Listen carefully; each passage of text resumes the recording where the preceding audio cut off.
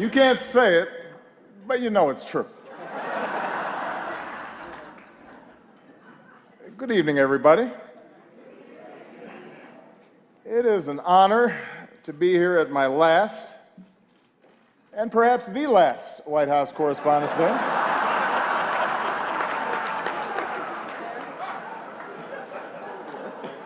You all look great. The end of the Republic has never looked better.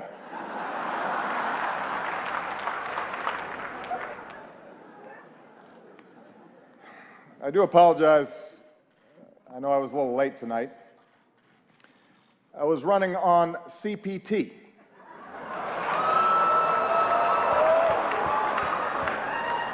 Which stands for jokes that white people should not make.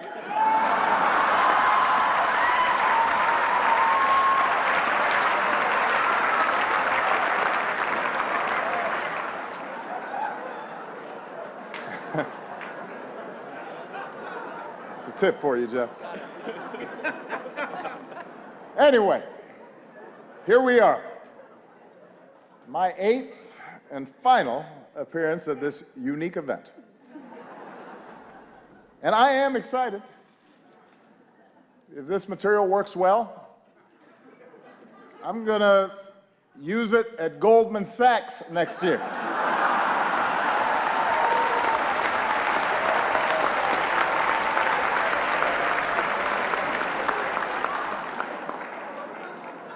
Earn me some serious Tubmans. That's right. That's right.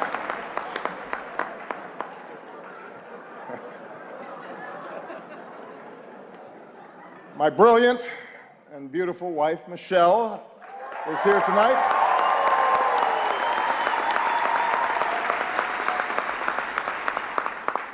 She looks so happy to be here. That's called practice. It's like learning to do 3-minute planks. She makes it look easy now, but next year at this time, someone else will be standing here in this very spot, and it's anyone's guess who she will be. But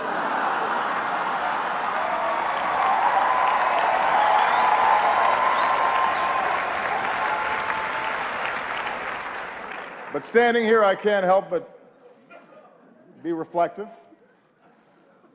a little sentimental. 8 years ago, I said it was time to change the tone of our politics. In hindsight, I clearly should have been more specific.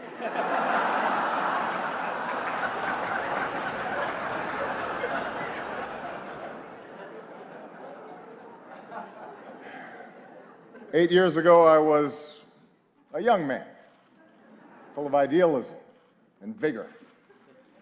And look at me now.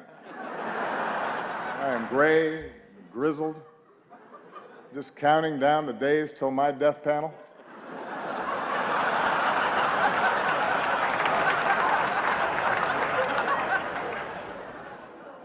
Hillary once questioned whether I'd be ready for a 3 a.m. phone call. Now I'm awake anyway because I got to go to the bathroom. I'm up.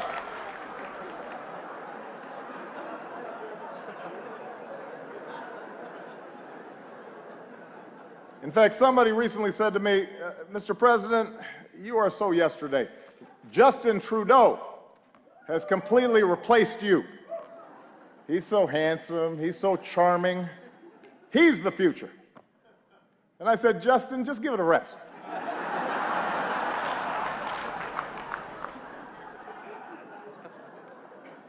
I resented that.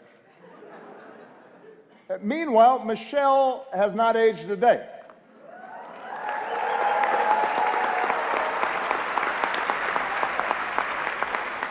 The only way you can date her in photos is by looking at me. Take a look. Here we are in 2008. Here we are a few years later. And this one is from 2 weeks ago.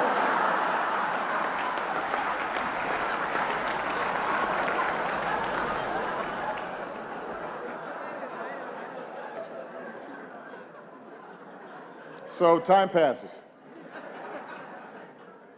In just 6 short months, I will be officially a lame duck, which means Congress now will flat out reject my authority, and Republican leaders won't take my phone calls. And this is going to take some getting used to. It's really going to, it's a curveball. I don't know what to do with it.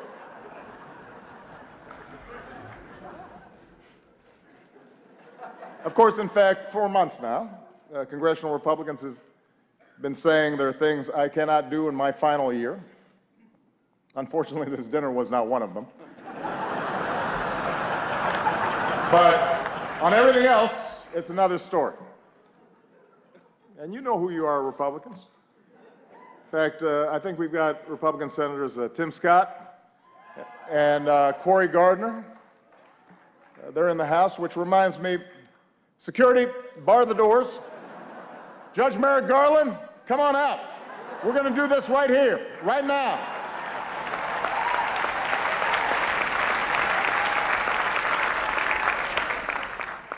It's like the Red Wedding.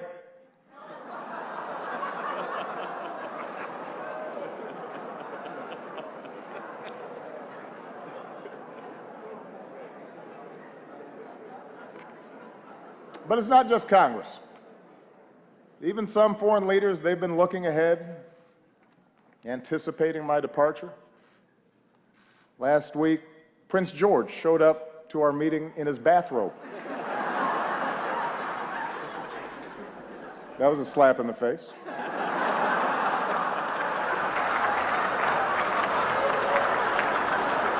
A clear breach of protocol. Although while in England, I did have lunch with Her Majesty the Queen, took in a performance of Shakespeare, hit the links with David Cameron, just in case anybody is still debating whether I'm black enough. I think that settles the debate.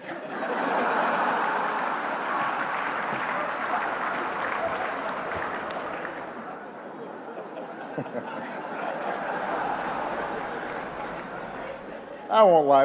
Look, this is a tough transition. It's hard. Key staff are now starting to leave the White House.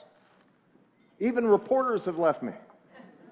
Savannah Guthrie, she's left the White House press corps to host the Today Show.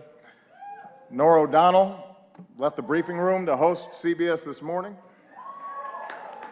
Jake Tapper left journalism to join CNN.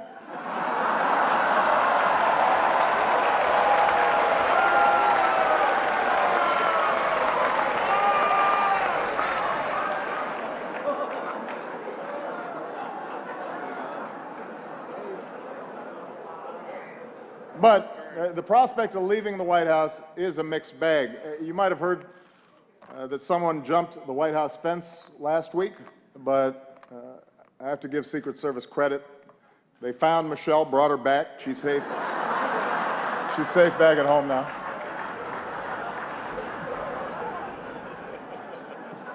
It's only 9 more months, baby. Settle down.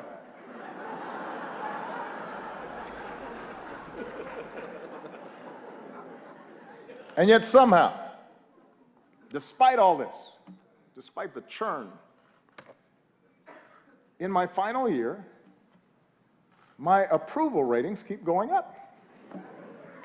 The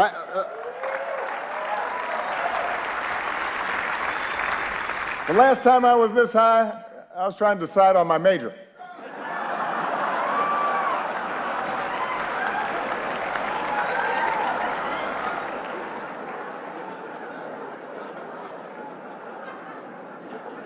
And here's the thing, I haven't really done anything differently. So it's odd. Even my aides can't explain the rising poll numbers. What has changed? Nobody can figure it out.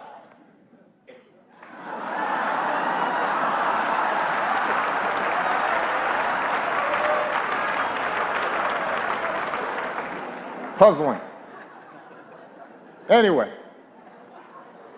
in this last year, I do have more appreciation for those who've been with me on this amazing ride. Like one of our finest public servants, Joe Biden. God bless him. Love that guy. I love Joe Biden. I really do. And I want to thank him for his friendship, for his counsel, for always giving it to me straight, for not shooting anybody in the face. Thank you, Joe.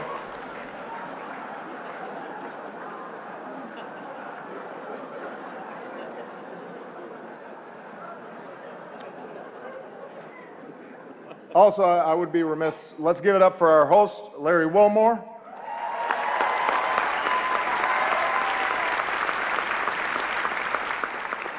Also known as one of the two black guys who's not Jon Stewart. You're the South African guy, right? Okay. I love Larry. And his parents are here, who are from Evanston, which is a great town.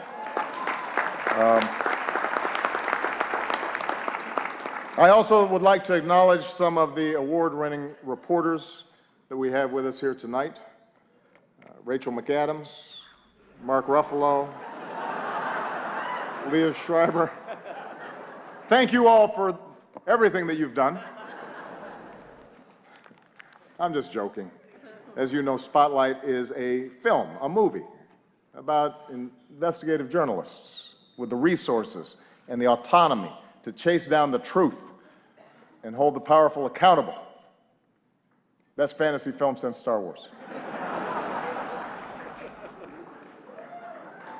Look, that was maybe a cheap shot.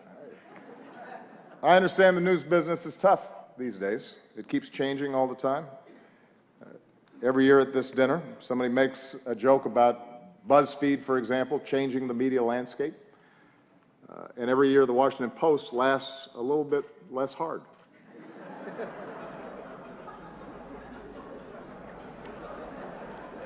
It's kind of a silence there, especially at the Washington Post table. GOP Chairman Reince Priebus is here as well. Glad to see that you feel that you've earned a night off.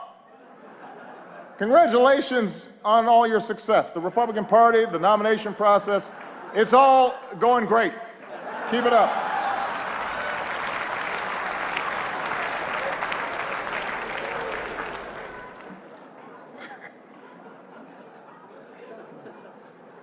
Kendall Jenner is also here, and we had a chance to meet her backstage. She seems like a very nice young woman. I'm not exactly sure what she does, but I am told that my Twitter mentions are about to go through the roof.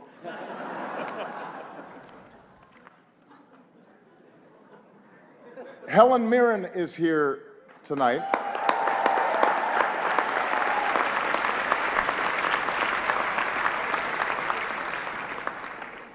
I don't even have a joke here. I just think Helen Mirren is awesome.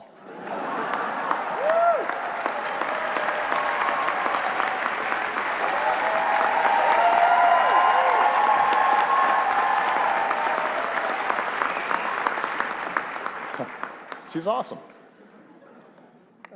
Sitting at the same table, I see Mike Bloomberg.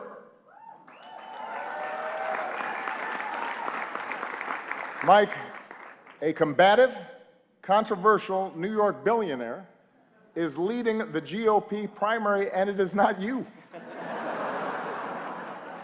That has to sting a little bit.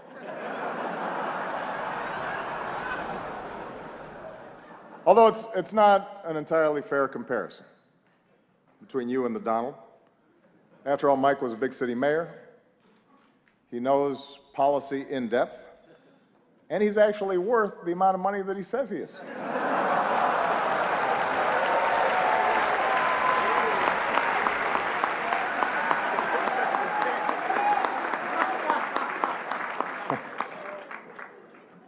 What an election season. For example, we've got the bright new face of the Democratic Party here tonight, Mr. Bernie Sanders. There he is.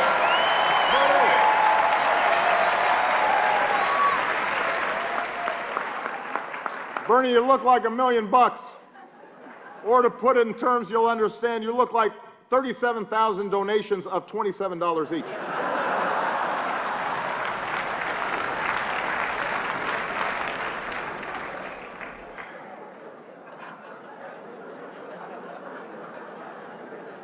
A lot of folks have been surprised by the Bernie phenomenon, especially his appeal to young people, but not me. I get it. Just recently, a young person came up to me and said she was sick of politicians standing in the way of her dreams. As if we were actually going to let Malia go to Burning Man this year. Was not going to happen. Bernie might have let her go, not us.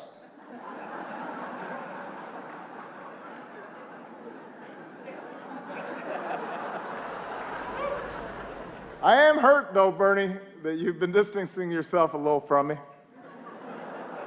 I mean, that's just not something that you do to your comrade.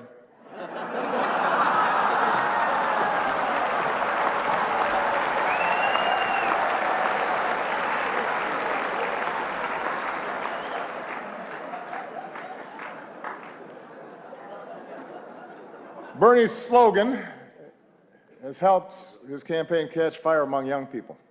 Feel the burn. Feel the burn. It's a good slogan. Hillary's slogan has not had the same effect. Let's see this.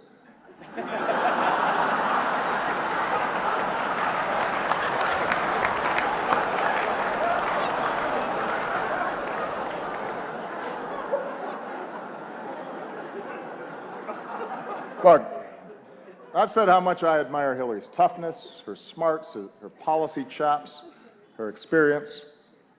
You've got to admit it, though. Hillary trying to appeal to young voters is a little bit like your relative who just signed up for Facebook. Yeah. Dear America, did you get my poke? Is it appearing on your wall? I'm not sure I'm using this right. Love, Aunt Hillary.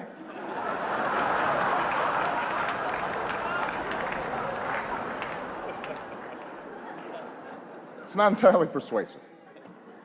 Meanwhile, on the Republican side, things are a little more, how shall we say this, a little more loose.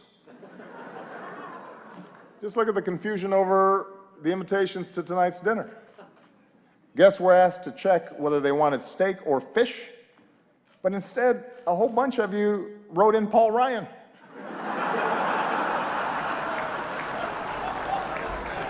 That's not an option, people. Steak or fish.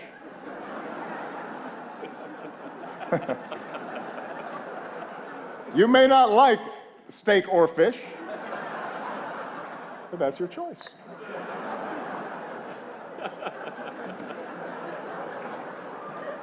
Meanwhile, some candidates aren't polling high enough to qualify for their own joke tonight.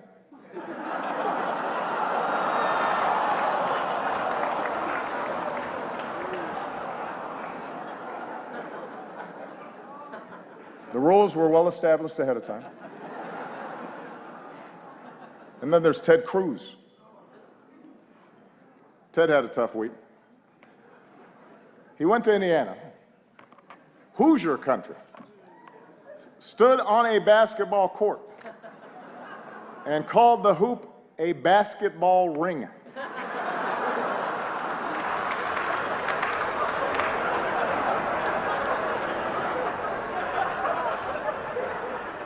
What else is in his lexicon? Baseball sticks, football hats. But sure, I'm the foreign one.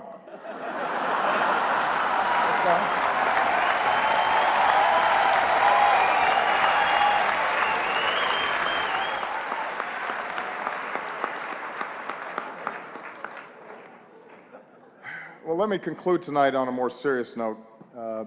I want to thank the Washington Press Corps. I want to thank Carol for all that you do. You know, the free press is central to our democracy, and nah, I'm just kidding. You know I've got to talk about Trump. Come on.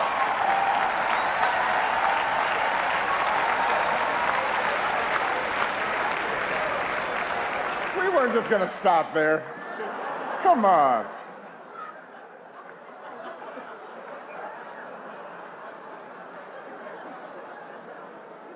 Although I am a little hurt that he's not here tonight. We had so much fun the last time. And it is surprising. You've got a room full of reporters, celebrities, cameras, and he says no. Is this dinner too tacky for the Donald? What could he possibly be doing instead? Is he at home eating a Trump steak?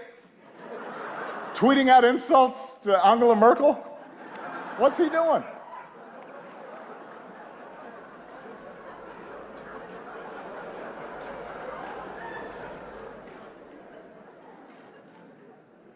The Republican establishment is incredulous that he's their most likely nominee. Incredulous, shocking.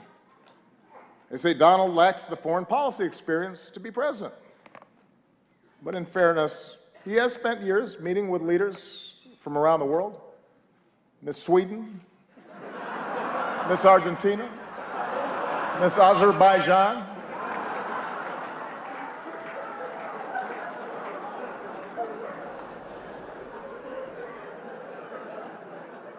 And there's one area where Donald's experience could be invaluable, and that's closing Guantanamo. Because Trump knows a thing or two about running waterfront properties into the ground.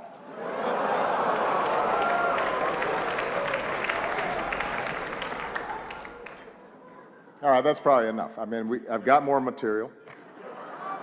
No. I don't want to spend too much time on the Donald. Following your lead, I want to show some restraint. Because I think we can all agree that from the start, he's gotten the appropriate amount of coverage, befitting the seriousness of his candidacy.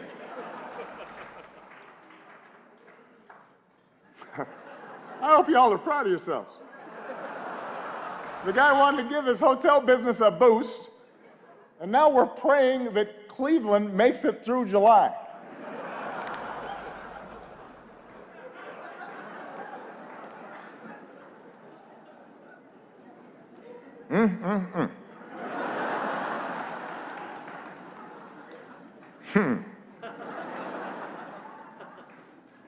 As for me and Michelle, we've decided to stay in D.C. for a couple more years. Thank you. This way, our youngest daughter can finish up high school. Michelle can stay closer to her plot of carrots. She's already making plans to see them every day. Take a look.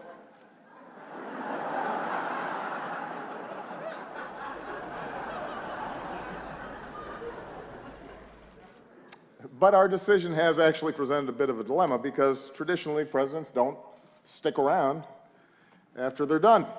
And it's something that I've been brooding about a little bit. Take a look. The Obamas are staying in D.C. for 2 years after the president leaves office. He's about to go from commander-in-chief to couch commander. You, Chuck Todd. What am I going to do in D.C. for 2 years? You've got a real dilemma, Mr. President. I can't go every day, can I? Which you like better, these or these? Joe, they're the same. They capture different moods. Joe, I need some focus here. Comes in there during aviator time, thinks everything. I'm sorry, what's that? I said, Mr. President, you had to be practical. And look, you can drive again, you're going to need a license. You love sports. Why don't you volunteer to work for one of the teams around here? Is this the Washington Wizards? I understand you're looking for some coaching help. Let's just say I coached my daughter's team a few times. Hello? Hello?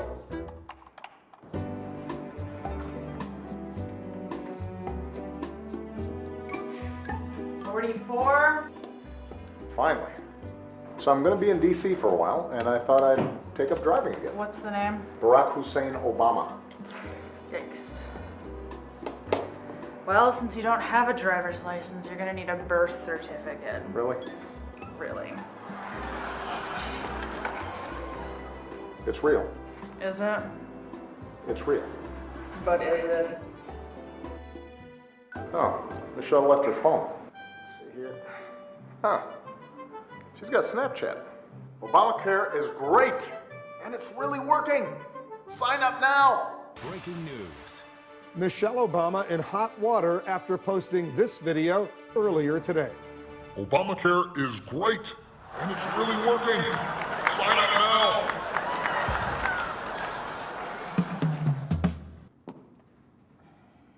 No? No. Did it get a lot of views at least? Honey, enough. Why don't you just talk to somebody who's been through this? I gotta go to Soul Cycle.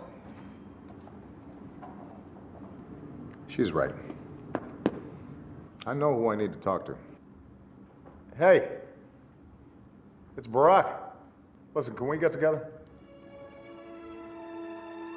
Now that is a great move. Yeah, it's just me.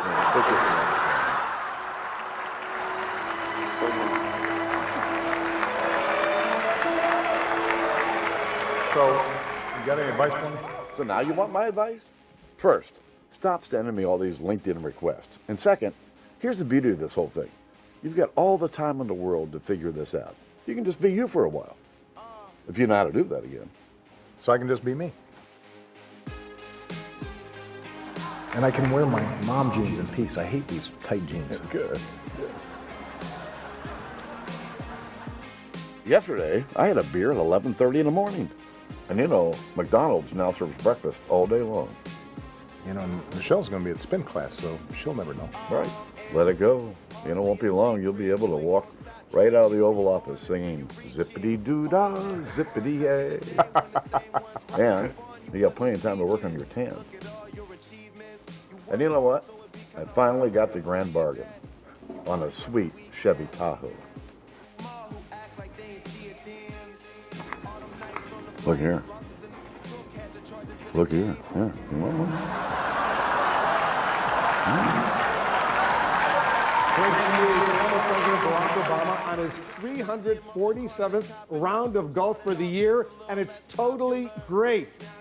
And Gloria, not a problem for anybody. I can't think of a reason to care, Wolf, and believe me, I've tried. There you go.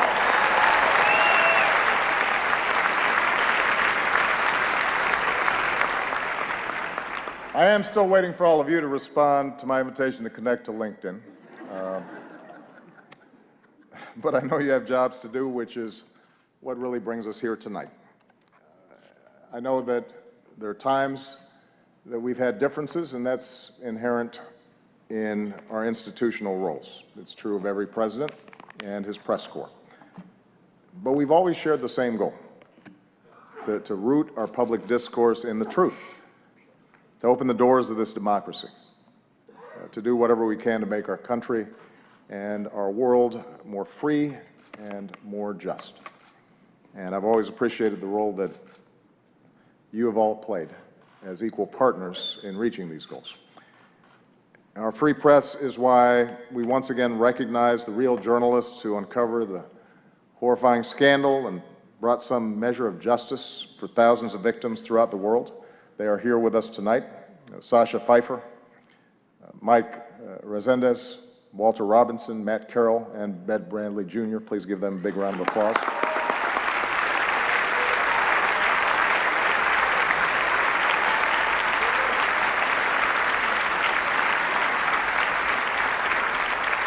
Our free press is why, once again, we honor Jason Rezaian.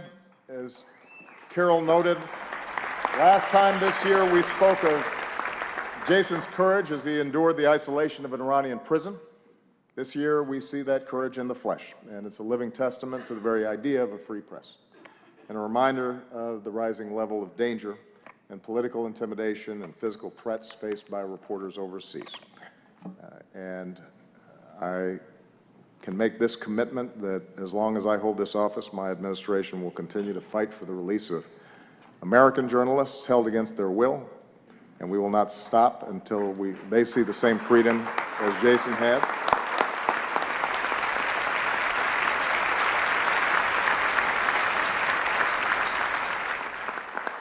At home and abroad, journalists, like all of you, engage in the dogged pursuit of informing citizens and holding leaders accountable and making our government of the people possible.